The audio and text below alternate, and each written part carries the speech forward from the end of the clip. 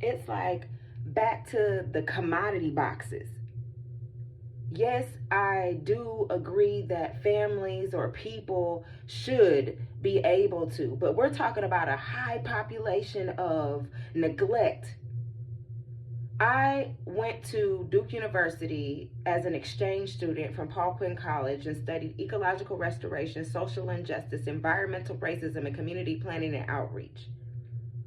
And that exposure was coupled with another entity, Penn, and there was qualitative and quantitative research on being a PWI, TCU, HSI, HBCU, those things, but all contingent upon the food desert.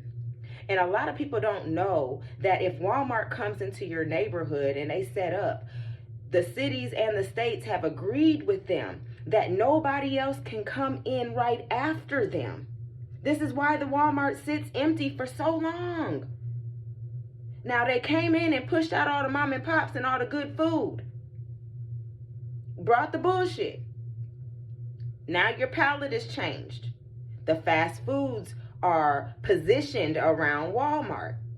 But when that is extracted, you're left with Family Dollar, 7-Eleven, and what other fast food joint they leave open for you. But my whole point in all of that is, even with this qualitative and quantitative information, and that's a difference on how they even extract it. So qualitative information, how do you put numbers to that? If it's white organizations actually determining what we are saying to them, when they're asking the questions, for one, they're only asking the questions they want to know something too.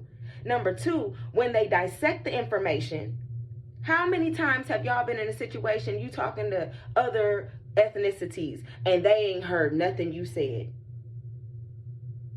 As indigenous people, come with me, feel me.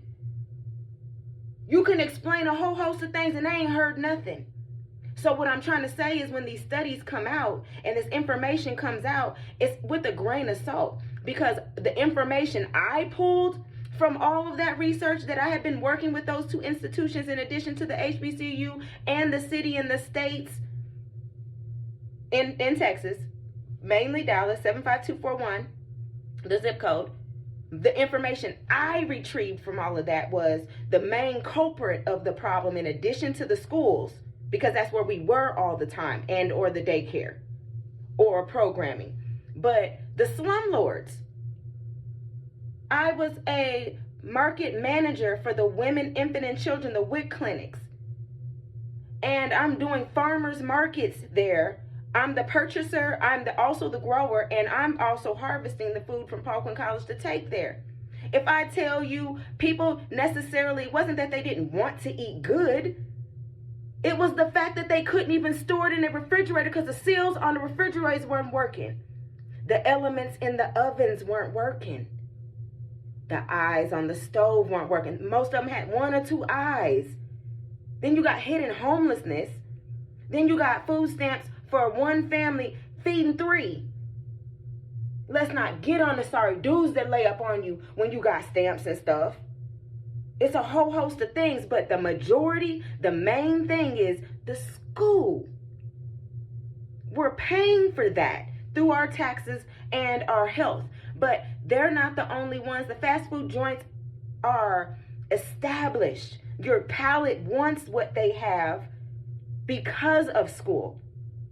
The hospitals gain more monies because of school. The jails get more people. The psych wards get more patients because of school. Feel me? Somebody in the comments, I disagree. Girl, did you take the whole thing into account? Your family, my family, or whoever was able to eat natural and organic foods or farms like I do. Yeah, you can have an influence, or you can say, but you're only one fraction. You're only one influence of many when your child gets out your doors. And how soon does your child get out your door? Are you raising your child through, elementary school or homeschooling? No, most of y'all having these kids not even breastfeeding, not even feeding them natural and organic foods, and you're dropping them off at the daycare even though you ain't got nowhere else to be. Come through. What the fuck?